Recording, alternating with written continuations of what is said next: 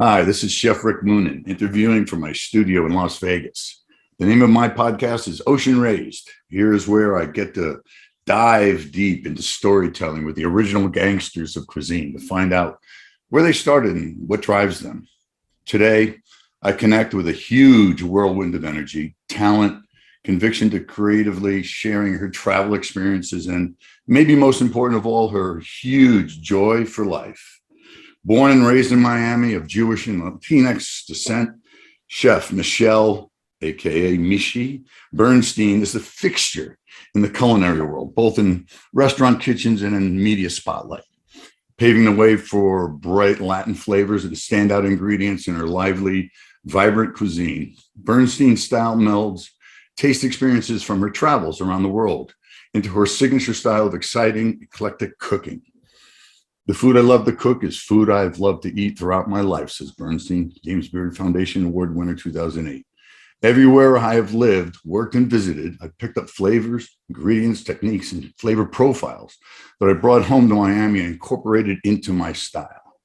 These days, Bernstein's schedule is more jam-packed than ever, juggling multiple projects with her husband and business partner, David Martinez. In September 2021, they opened La Cañita, a concept-driven restaurant that brings bold, exciting Caribbean and Pan-Latin flavors, invigorating live music, and celebration of rum culture to Bayside Marketplace. Together, they also own and operate Michelle Bernstein Catering, developing incredible menus for catering events, large and small, from intimate diners in private homes to elaborate to-go boxes for corporate events. Their direct-to-consumer meal deliveries for special holidays like Passover and Mother's Day make it possible for guests to enjoy Bernstein's dishes without leaving the comfort of their home. In 2019, Michelle opened Cafe La Trova on Calle Ocho in the heart of Miami's Little Havana neighborhood.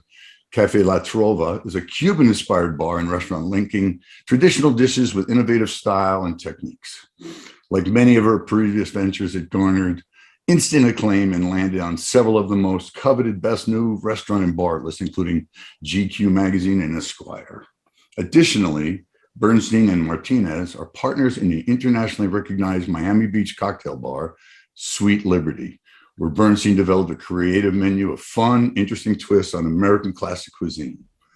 No stranger to the TV set, Chef Bernstein currently hosts two television shows, Check Please, South Florida on PBS, and the Emmy Award-winning production So Flow Taste on Channel 10.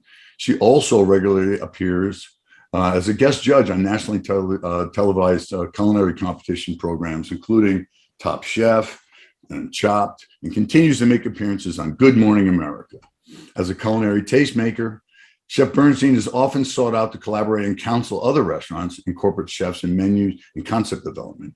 She's partnered with American Express to create a menu for the Centurion Lounge at Miami International Airport and is a Lexus culinary master. Bernstein also devotes time to causes, as she is passionate about including Common Threads, a national program that she brought to South Florida community to teach underprivileged children about cooking and eating healthy. Most importantly to me, Michelle Bernstein has been a longtime friend and a wonderful, wonderful individual. Today, we get a chance to learn where she came from, where it all started. Michelle, thank you so much for taking the time to be on my podcast today.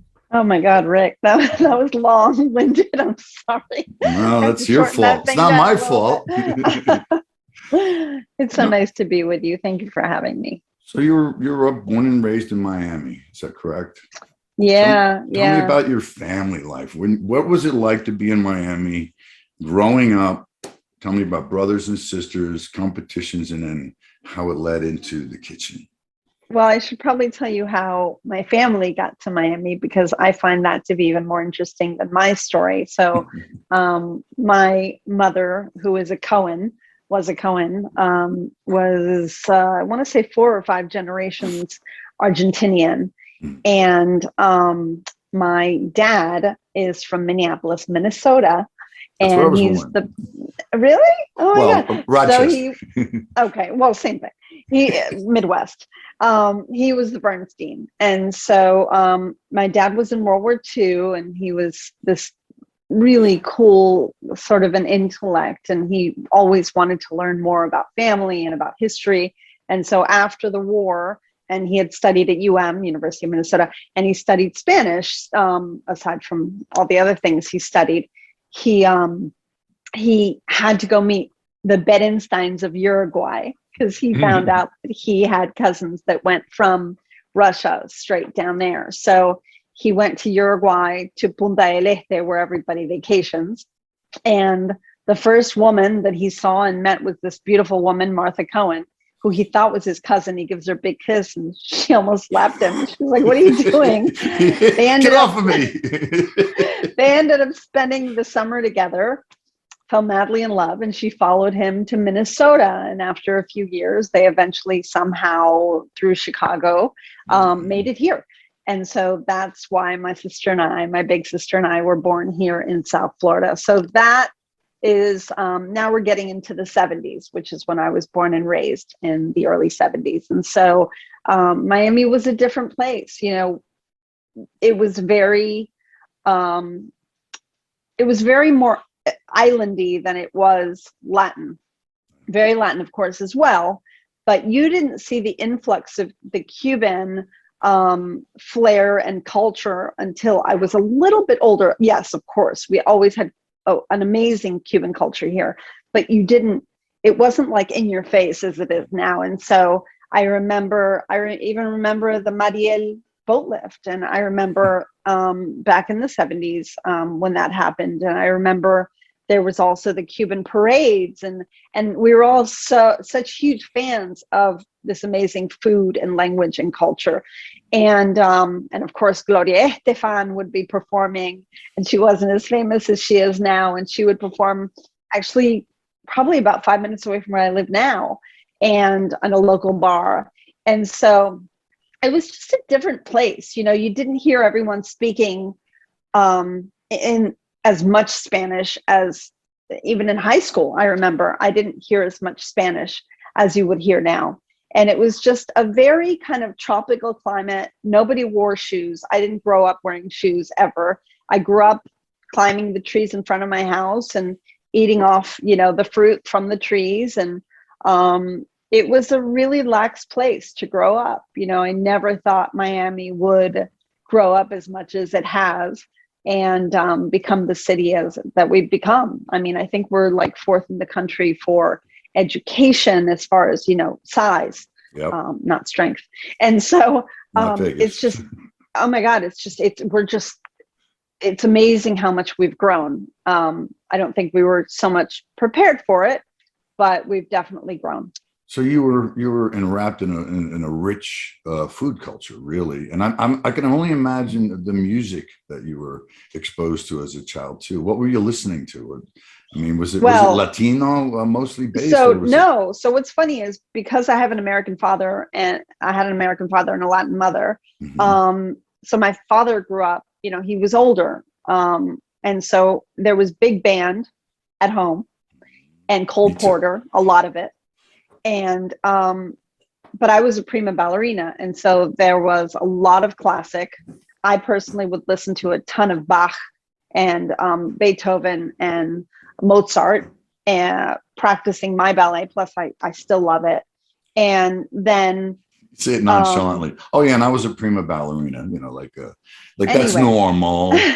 Come on, now that's amazing. It's not normal, but I think that's part of the reason why I became a chef later, and we'll get into that in a second. But but you'd go out, right? And you'd go to the festivals, which my parents were really into going to all the local festivals. There would be drums playing, and that would kind of wake up the body. Sure. And there was always the Latin music playing everywhere you would go. And to this day, I can't open a restaurant or a bar without some type of music component with it. And it's just become essential for us. And drums. It's amazing how food and music are so intertwined. Because your passion is driven by a beat, by even when you're chopping something and whatever it is, what keeps you smiling during the day is usually music. It's the flavors and everything else that you get to express it through. That's my belief anyway. So no, I'm with you, and for me, dancing is just one more part of that.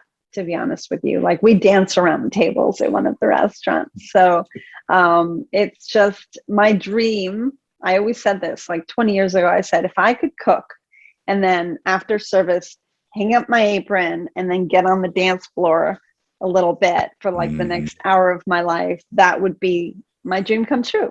And so we made that come true. That's fantastic. I got to definitely come and see that happen.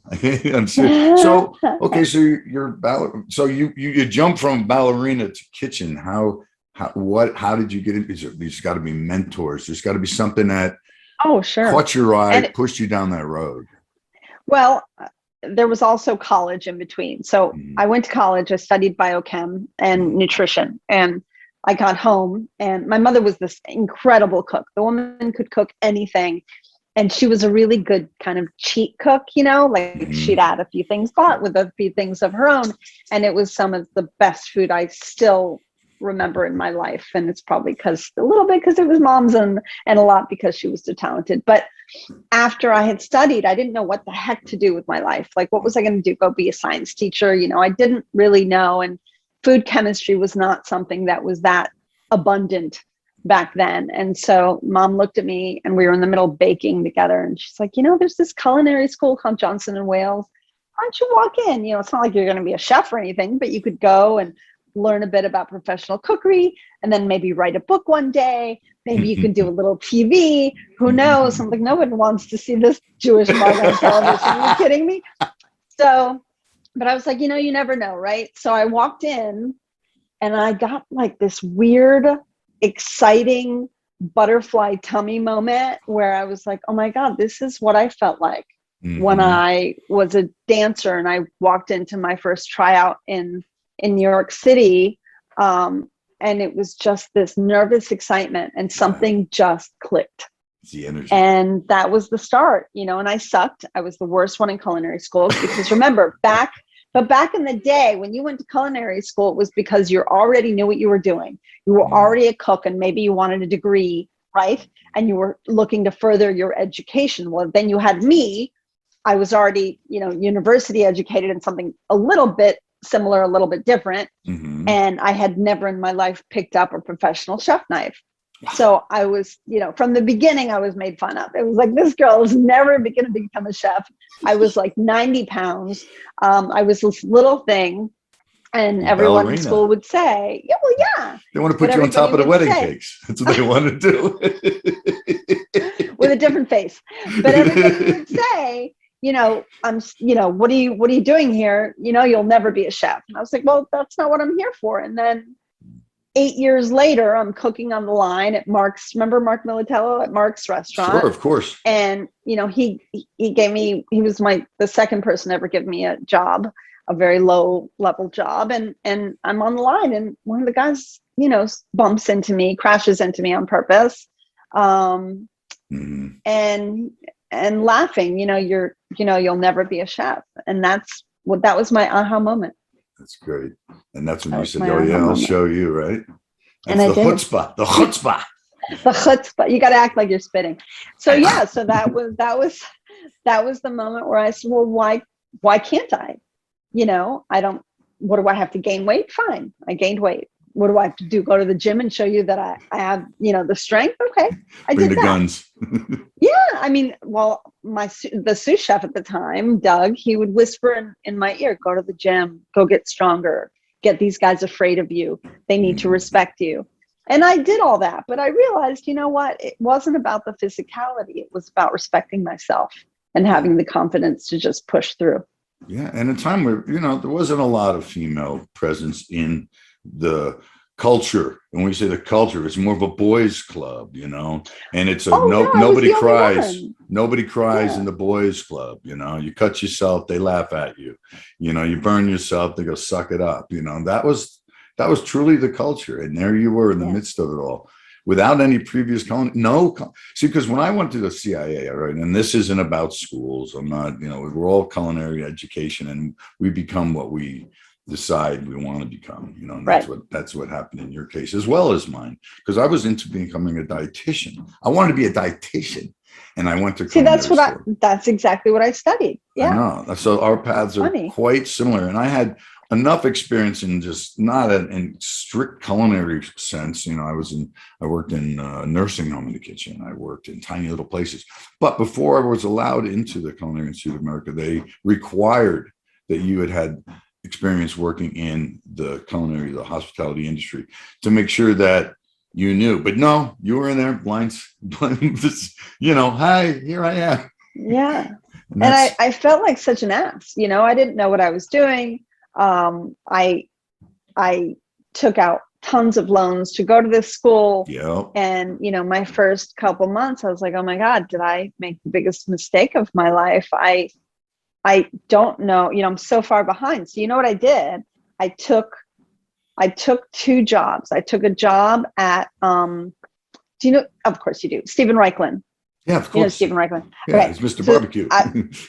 So I'm lucky enough that Stephen Reichland lives here in Miami. And at the time he needed someone to test his recipes and to wash the floors.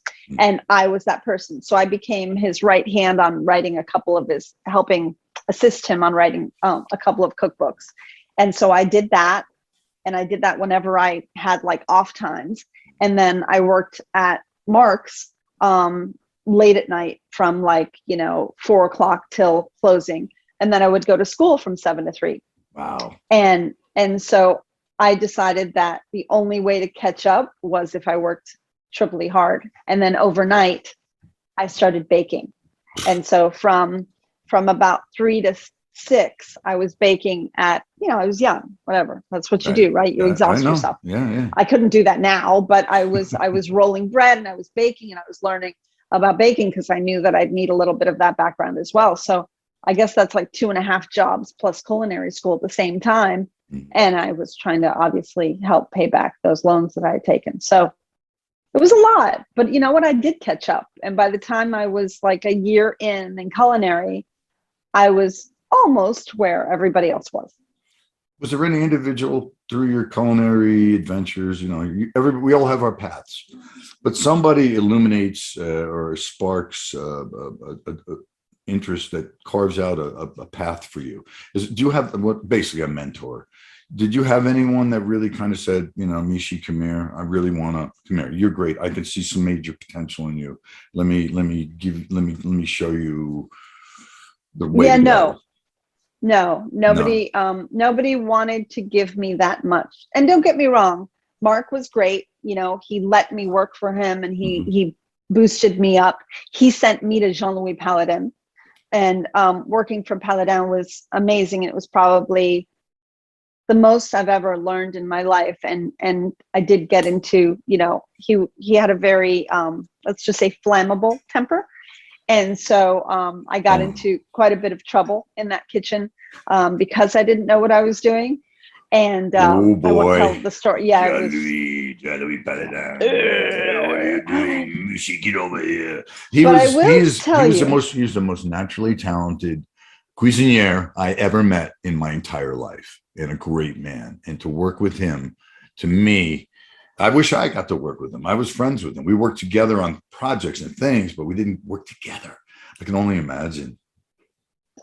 Yeah, he was awe-inspiring, you know. So I can't call him really my mentor because it's not like he took me aside and really taught me. But what he did do is after I worked at Paladin, he always kept in touch with me and he always boosted my spirits. And he would come and tell me about, you know, what he was dealing with. And, you know, he never felt like he accomplished as much as he wanted to, which was amazing to me because I still look back on that amazing man's, you know, like books and all the recipes I've written with him, you know, from his kitchens and all the work that we used to do with his repertoire. And I see that work in so many incredible chefs' work today. And I just wish he knew how much he meant. He had a joie de vivre, a real joie de vivre, you know, and he already had 2 stars Michelin. You know, he came to America for a little bit of time and he fell in love with America. He saw that, you know, all of the hoopla going on in France because of the products in everything else, you know, and he saw, look, you got better scallops here than we have in Breton. you have this and this and this. You don't see it. So he gets Rod Mitchell to go down diving for his scallops. He changed our industry. He did. He did. And So, he put Rod Mitchell on the map, and oh, he put a lot of people on the map. And for him, I guess the one thing, well, he gave me so many things, but the respect of ingredients was so beyond, and the relationships that he made with all the people that brought him those ingredients. he taught us to have a relationship with our ingredients, Mish. That's what he did. He taught us to find out more, learn about the person, learn about the farmer, learn about the sheep on this farm, learn about. Nobody was talking about that other than Alice, of course, but it was a different way of, I don't know, it was a different relationship than what she had, but just incredible. Jean-Louis was fearless. Back. He was fearless. Yeah. He was fearless. But he also, you know what? He lived life his way. And no one I know would have been that ballsy with their life. I mean, he was full on just zero, given. The parts I remember with Jean-Louis, I cherish. We had some great times. So so Jean-Louis, not really a mentor, but definitely you can't help but be inspired or influenced somehow by him, even if he's kicking your butt and telling you you'll need nothing but a shoemaker. The only person that really brought me in to really teach me things was my mother. It's amazing. I mean, and it's only because I'm a product of my generation, because people were a little afraid to get too close back then. I was not around people that had, the number one, the humility, but also more than anything, just that, I know, baby, sorry, my dog is here. That's cool. Let me show you my boy. That's Oscar. If my border collies were in this room, we wouldn't even have a podcast. So that's great. But the one thing that mom had is that, I wasn't different to her. It didn't matter. She could just sit and teach me and talk to me about food and spend so much time with me in the kitchen that she didn't think was a waste of time. And I think other people might have thought that about me. So being a good cook isn't enough in this industry. And you know that. You got to run businesses. You have to make numbers. You have to have employees that you inspire and intertwine, and the best you can hope for is to get them to care. Once they care, your job gets a lot easier. That's the point of no return, because think about what you would do for somebody you care about. So once they care about you and your culture and your business. But how did you learn all of that? Was trial and error? I mean, when I became a better chef, when I became a mom, I realized how everyone, and I've always known this, everyone is so different. You have to manage them differently, right? But to be able to really feel what they're feeling, because as we all know, and we get better at this, I think, with age, is that you never know what might have happened to someone, whether it's way back in their lifetime or just that morning, and they walk into the kitchen, and the kitchen can be an emotional place, and they walk in sometimes with that, and what you need to do is get them through it and get them to fall so in love with what they're doing that becomes still who they are, yet they can compartmentalize that into their brain so that they can be great at something else while they still have these issues. And so I truly feel like when I became a mother late in my life, sadly, but I say sadly because I wish I would have known this before. However, you're so young to me. I don't know how you could say that.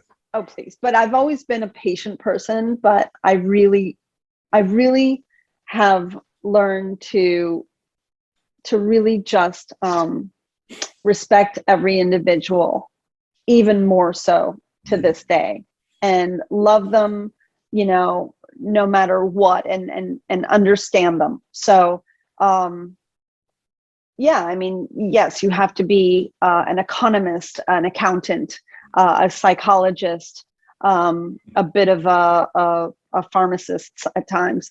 There's so many parts to being a good chef. And I don't think I've scratched the surface, but I think I'm definitely getting better. And what's amazing is, to me, it was just about the food. and now it's about the people making the food. Does that make sense? Totally. That's because you gotten deeper. You've matured a lot. That is a real chef to me, because you're connected with your environment. You're connected with your world. You understand what you're working with. It's not just a piece of plastic that you dump something out of and you throw it in a pan. You know No. the story behind it. And there's so And much. listen, and I didn't mean to interrupt, No, but it's okay. just when we opened Cafe La Trova, which, by the way, we were in London a couple of days ago, and we won top 28th bar in the world. Congratulations. Thank you. But when we opened Cafe La Trova, which is a restaurant and bar, and it's mainly Cuban owned, and we found these fishermen who are mainly spear fishermen, and they started going out for us every day and going down south and spearfishing our fish for us.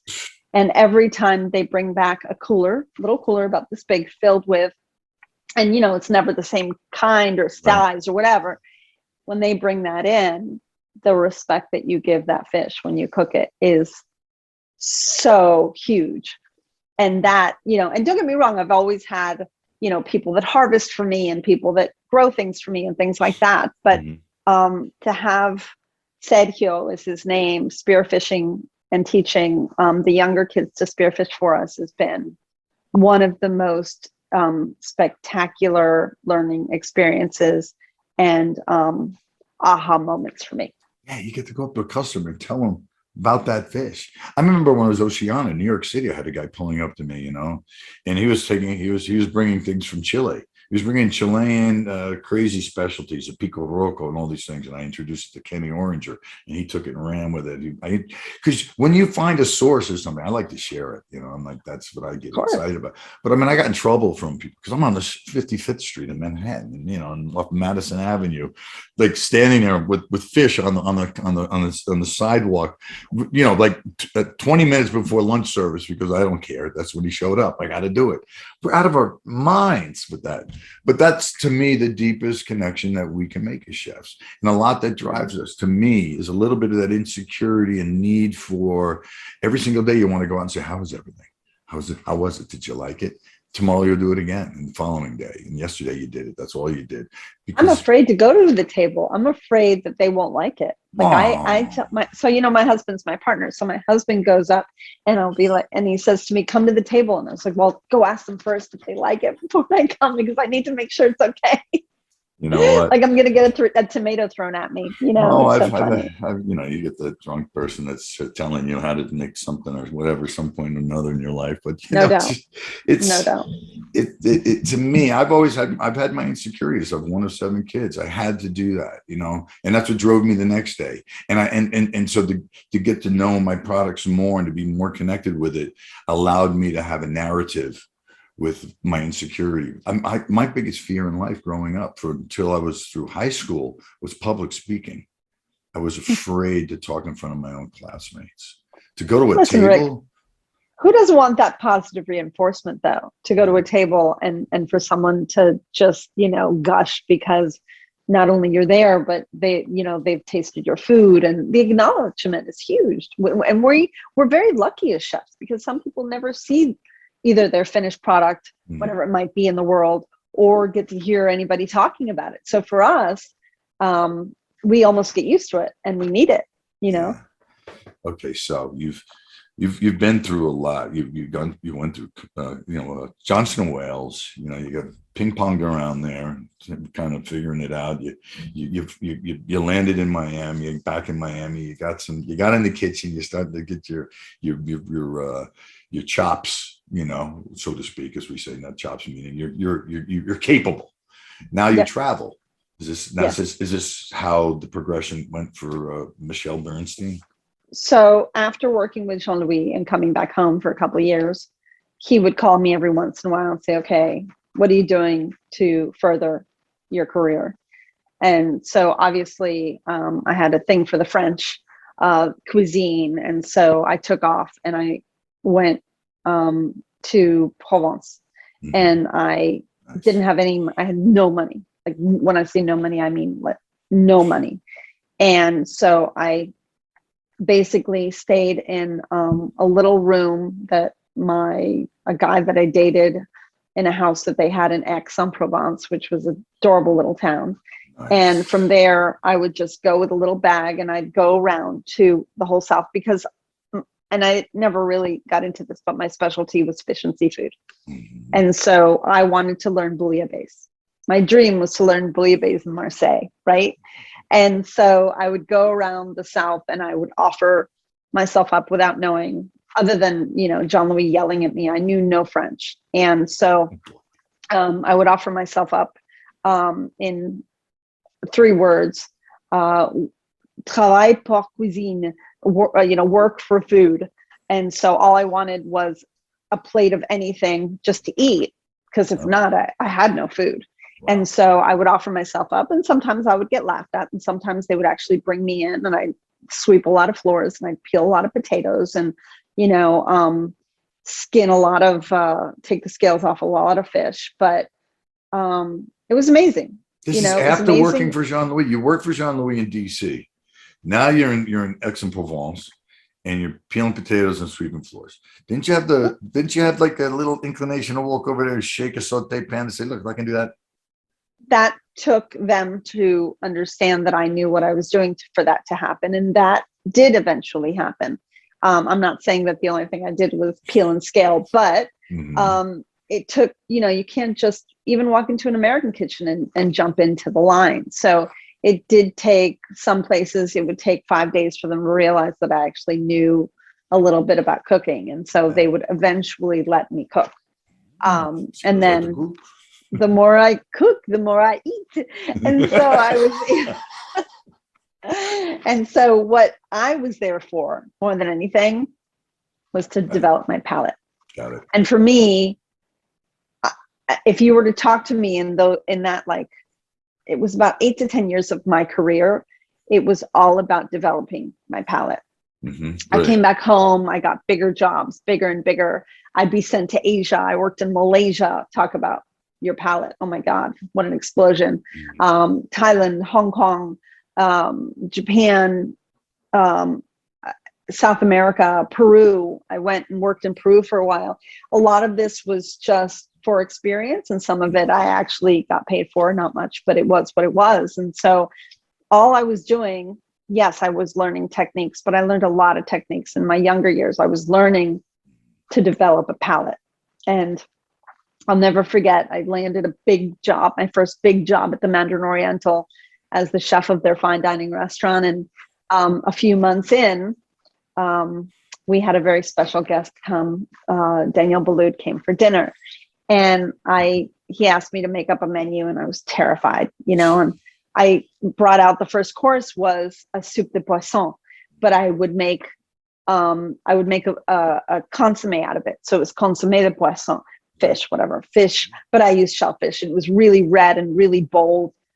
And he tasted it and looked at me and said, "This soup has balls." Cui, he said to me.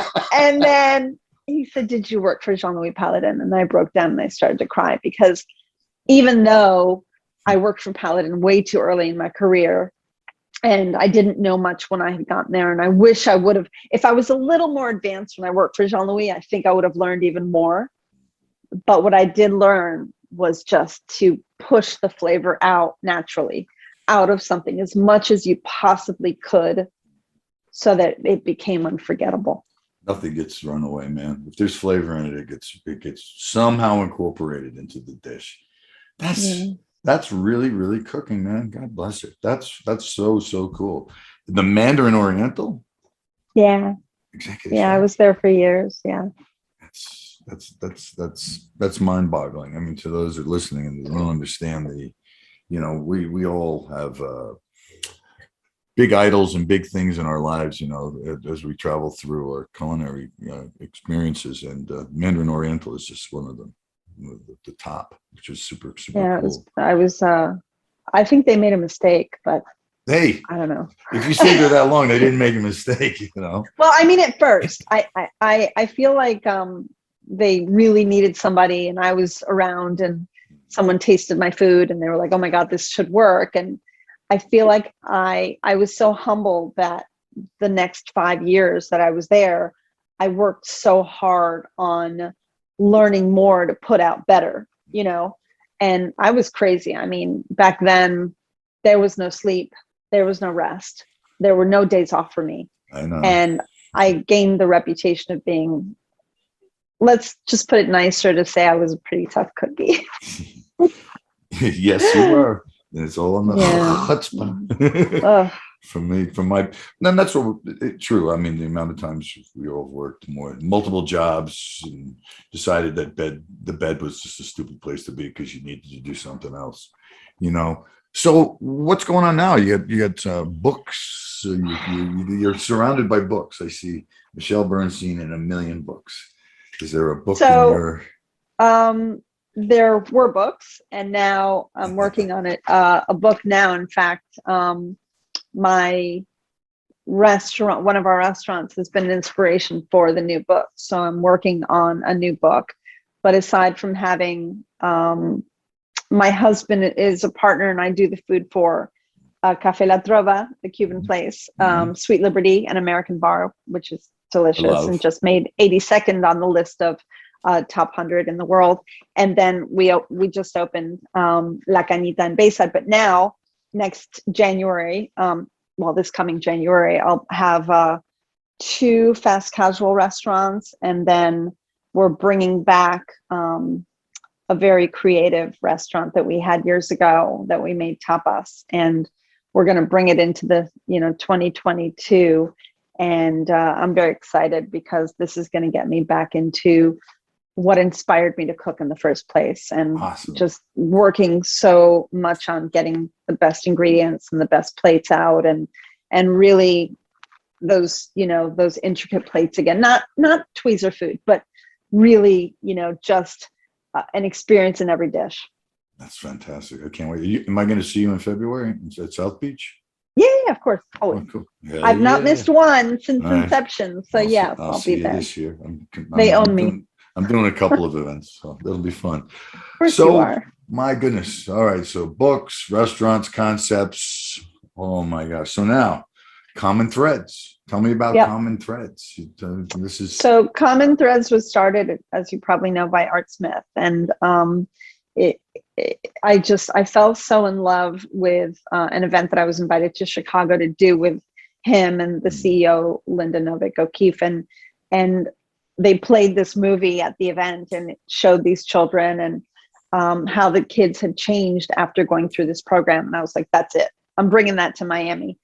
I don't care if they don't have the funding, I'm doing it. And I grabbed a hold of Linda and I said, I don't know how I'm going to do it, but I'm going to do it. So I came home, I got to work.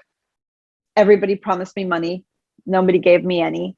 After about 9 months, and no doubt, I don't take no for an answer. And so I decided to put on the craziest brunch of my life. And I had a restaurant called Mishi's back then. And I, small enough, but important enough. So I invited, the top mullah in Miami, and the people that I know well enough, that I was just barely uncomfortable with to invite.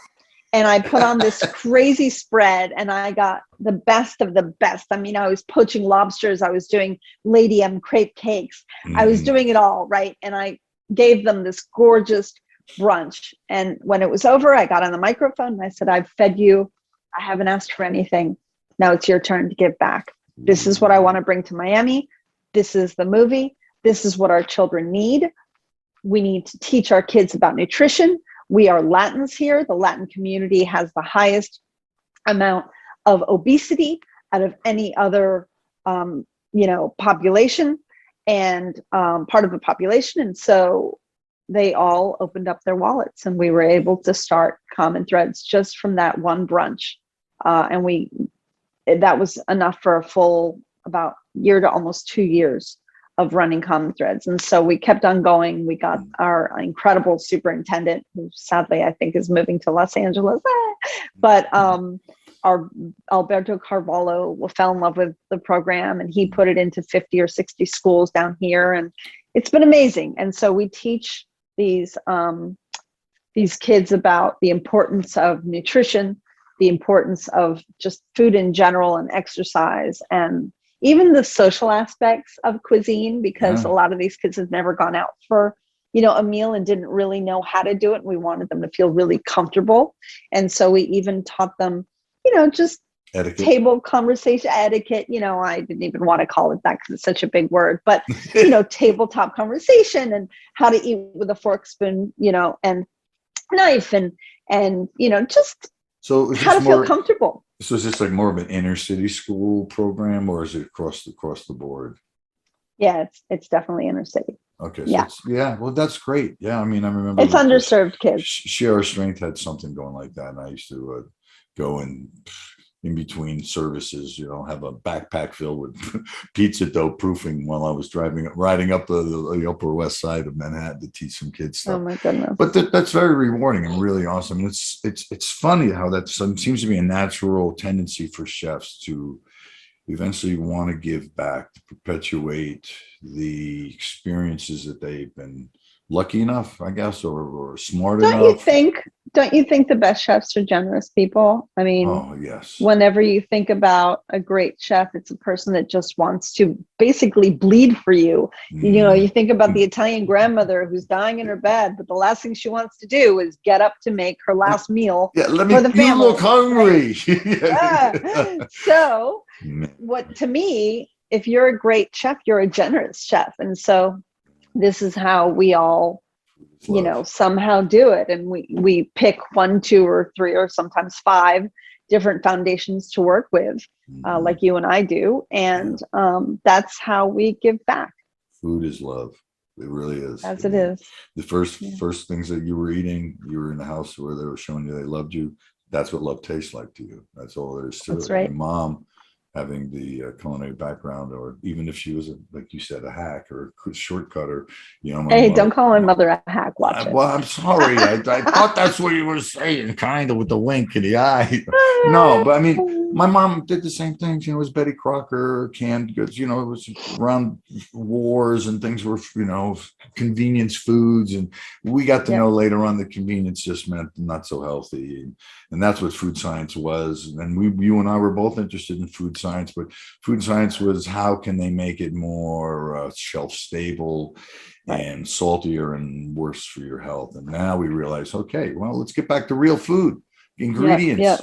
And it's not easy. Well, this is not easy, though. This is my big segue to you because I want to go to the ocean with you for a second. Okay. I remember, and I don't remember what year it was. You and I hanging out in Monterey, supporting, the Blue Ribbon Task Force. I don't even know if Blue Ribbon Task Force had started at that time. I don't think it was. No, I think it was called, it was Sea Change. No, this is Seafood Watch. Seafood Watch is the big red light, green light. No, I know. But I thought they called it like Sea Change. Oh, no, it was that. Cooking for Solutions was what it's called. That's right. Yeah. That's right. That was great. Yeah, we had a lot of fun at those things. And what Cooking for Solutions was, people who were listening, is chefs from all over the United States coming together to help raise awareness on our connectiveness, our relationship with the environment and the fish and the seafood that we eat. It was held in the Monterey Bay Aquarium. And so you were a big part of that, or at least I'd say big part of it, early on. Because back then I'm the godfather of sustainability, just because I started spouting off about the importance of it, and I was influenced with John Louis Paladin. I was influenced through a mentor that I had at school about that connectiveness. However we get the bug or however we get on the train, it doesn't matter to me. At this point in my career, I'm trying to. I want to hand off the baton. I mean, I don't want to be beating that drum. I want to be able to see other people picking up on it. It's more and more and more and more growing through that. A lot of it to me is gone through the Monterey Bay Aquarium, acquisition of these like-minded chefs and getting a louder voice. Because of people like you and everything that we're, that we stand for. I'll never forget, even at Mandarin Oriental, like people would come with, and sometimes they'd come with trucks of seafood, and I'd go into their truck and I'd say, well, you shouldn't be selling this stuff. you shouldn't have any of this. What are you doing selling this? What are you doing hawking this off? And I have let so many people go, so many purveyors, because I didn't, if they wouldn't change, then I couldn't be there with them. That's awesome. And so, yeah, it's very important. We're not going to have anything left, unless we respect it. And man, okay, well, thanks to you. Thanks. I'm one voice, and I was fortunate enough to be in the right place at the right time. I mean, if someone slides you a little soapbox, it's up to you. You can step up on it and do some good, or you can kick it to the side and say, I'm not interested. So I just, Sure. I sucked up my fears and got on it and started talking to people. And it has, to me, paid off because I've seen changes. It's never really paid. It's not like there's no money in the bank, obviously, but there's money in the future for me as far as the health of our environment and our connectedness to it. Well, what I love is that people are actually talking about good aquaculture, and aqua farming, and now, the right way to farm. Yes. Compared to the wrong way, because I used to have a lot of conversations about the wrong way to farm fish. Oh, I was opposed to farm salmon at a point there. I'm with this, like these activists like Don Staniford, forget it if you know the name. No, of course. He's these guys are just want to blow up anything that's a farm in the ocean. Now you see that doesn't make sense. We know that. No. There's billions of people out there. And we have to feed them, and we have to figure out a way. And today, here, I'm 65 years old. I'm feeling good. I'm seeing companies actually doing a great job, like Forever Oceans and their Kahala, which is an amazing fish that is available on the market, and it's just stupendous. I'm going to send you some samples for sure. I mean, Kahala or Kahalo? Kahala. Right. So it started up basically. It's an amberjack, and it was farm raised, deep ocean, and and all the boxes are checked as you go along. I mean, fish in, fish out ratio, density, the effects of all the effluent that would come out of a concentration of fish in an area, and the flavor of the fish and the taste of the fish and everything is super exciting, because I've gone through a lot of aquaculture scenarios in my career, in my life, and the end result was, you better know what you're doing with this fish, or you overcook it. It's going to not be as good as you want it to be, or et cetera, et cetera. But here's a fish that's got that Chilean sea bass leeway. You know what I'm talking about. You can overcook a Chilean sea bass by 45 minutes. It's still good. Yeah. No matter how bad of a cook you are, you can still make it taste great. This Kahala has such a great texture, and then the omegas and all the great stuff about it. I mean, it's yellowfin. Let's just say what we know, but it has a story and an integrity behind it. A COO that stepped back just to become an environment, just to focus on environmental responsibilities for the company and the brand and the brand growing. To me, that's a company that I want to hang my hat on. It's why I, it's the drive behind, my Ocean Race podcast. I want to find out all about you, and 90% of it is that. But tell me what your feelings are about aquaculture, and like. You may have been totally opposed, and now I don't know. I was, and in fact, I would speak pretty negatively about aquaculture back in the day. But in the last few years, in fact, in the last 3, I have fallen in love with farmed cobia. One of my favorite things to use for so many. Yes. The feel of the ocean. That's what I call it. Right. It's so wonderful. And, cobia was something we used to find here in South Florida. And little by little, we couldn't anymore. Well, cobia is an individual swimmer. They don't school. That's the problem for cobia. Cobia is more or less a bycatch. A ship, a boat, a vessel couldn't make money gassing up and putting on the crew and the gear and everything necessary to go after cobia, because you're bopping around. It's like, you're not going to find a concentration of them. But they're delicious. Great fish. So aquaculture, bring it. Tell me the story. I know. That's right. So I started using it. Some guys that were selling it brought it to my attention. And I never realized how versatile it was and how incredible it is. And it's so well done. And I feel like a better person using it. And I can easily put that out for something as, as simple as a taco, or something as highfalutin as a butter poached cobia, with a caviar butter or whatever. Sure. So, I love the fact. It's a good idea. What was that? Caviar butter? I'm writing that down. But no, so obviously, I'm looking for more and more. There are incredible salmon producers now. I'm sure Yes, you know more than I do, that are doing amazing farm raised stuff that I never in my life would have thought that I wasn't, doing something bad. Plus, that kind of dirty taste you get when we used to eat farm raised stuff. You don't have that. I know exactly that blue-green algae taste. Yes. Like you swallowed lake water terrible. or something. Yeah. Yes. Like and sturgeon. So I keep waiting for that, but thank goodness that's not happening. And so I just feel like if more people were to catch on to this idea, we could all do so good. Not only is it good for us, and by the way, my son loves it. Thank goodness, he's 10 and he's in love with the cobia and the fish that I've been bringing home from work. Don't tell anyone, but I kind of steal it. And no, you don't. You deserve it.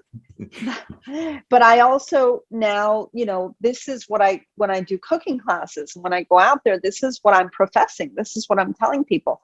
Go get this great farm raised stuff. It's not only good for you and your family, we're also doing good for the ocean. And hopefully we can, our children's children will see a little bit of a difference one day. Well, hopefully, and what you're doing by introducing cobia to your sons, you're creating a diversity that 95% of the people don't have. People have a very narrow, scope of what they will eat in the seafood world. They'll eat salmon, they'll eat tuna, they'll eat maybe 2 other species, and that's it. No. So diversity is what balances out the pressure on any given, species. Or I will tell you, I don't know if anything's out there. I've never had a farm raised snapper, because that's something that we luckily are still rather abundant, and grouper. Why did you just say those 2? Those are the next 2 fish that Forever Oceans are looking at farm raising. No, they're not. Red snapper and grouper. Hand to God. Stop it. No, it's the truth. So that's what Forever Oceans is doing. They're looking at it. I'm pushing them to do cobia. Come on, hurry up. Let's come quick. No, definitely. It's an exciting time for me. I've had a long stretch of decades and, of like saying, we're doing that bad. We're doing that bad. And then I also found out that when something finally succeeded in an effort like Give Swordfish a Break was a campaign we did. We finally got to a point where government regulatory agencies came in and protected, nurseries, areas, restricted other areas, and they came back. But we never celebrated it. No one ever heard like, oh, it's good, green light, let's go. So it worked. Hey, Rick, where are they doing the farms? Where are they farming? Right now in Panama for the United States. All right, started in Hawaii as a testing ground. Came out amazing. I was going to ask because the name is so Hawaiian. It is very Hawaiian, and that's why Kahala. And so now in Panama, beautiful, and fish just starting to. I just got some samples recently, and I created a recipe for a company I'm working with because it's so good. Really easy. You're going to send it my way, right? That's going to happen. I'm not going to let you taste it. No, we'll send you as many fish as you want to play with. They're good size. They're bullets. They're really firm. That's great. Super. I love filleting them. So they're just. This recipe I did is basically it's baked. I bake it. I mean, it's easy. It's easy to serve raw. It's easy to. I mean, it's going to make an amazing agua chili. It can make it whatever. It fits into all the categories where a crudo or raw fish is called upon. I mean, it's we do a lot of breading in this house for obvious reasons. Right. And I try to tell other families, if the best way to introduce fish for the first time in your home is to cut it smaller and to bread it, because that's what kids are comfortable with. And so obviously with my son, I didn't have to do that. I'm lucky enough that, I know how to cook pretty well. And so, now he's like, well, can I have truffles on the salmon?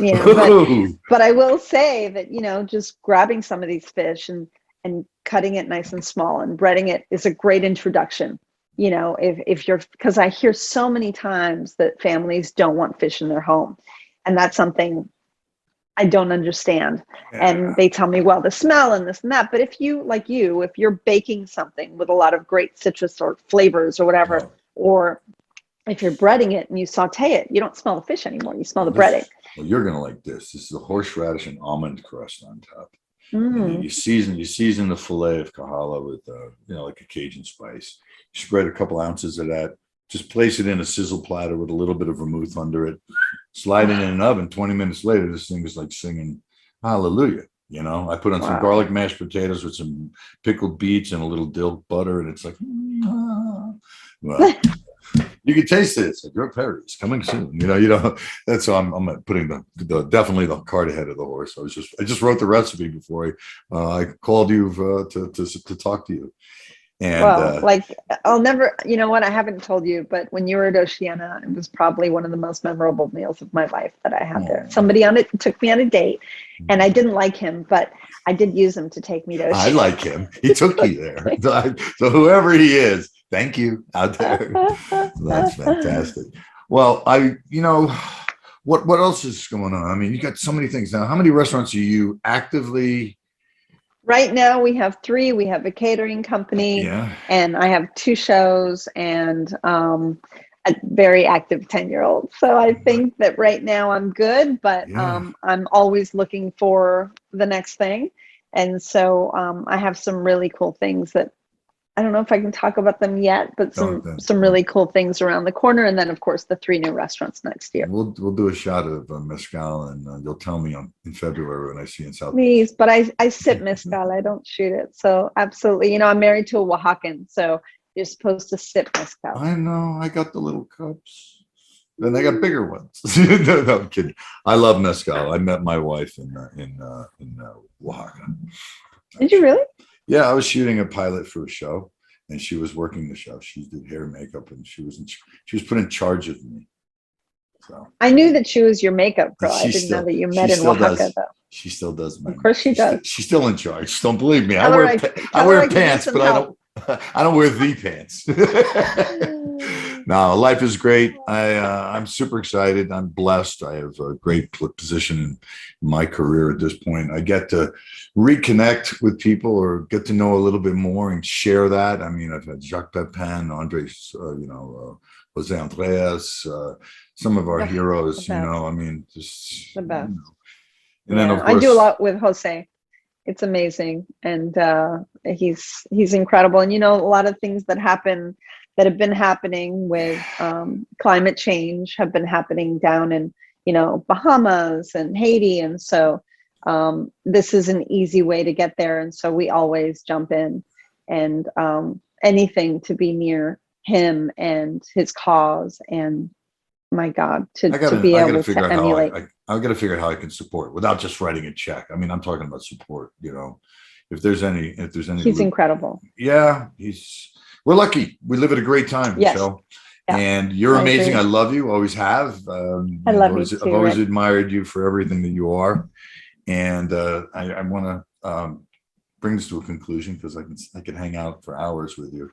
We are catching up coming soon, a few weeks. And thank you so much for your time. Is there anything, do you want to throw out an email address or not an email address or some kind of www thing or whatever? Hey, you can tell I'm very technical here, okay?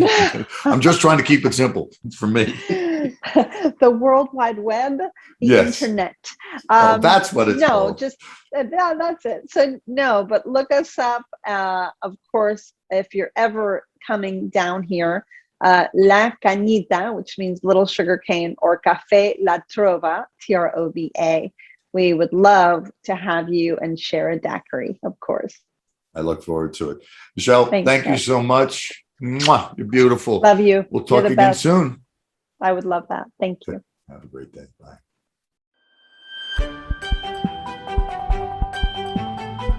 foreveroceans.com.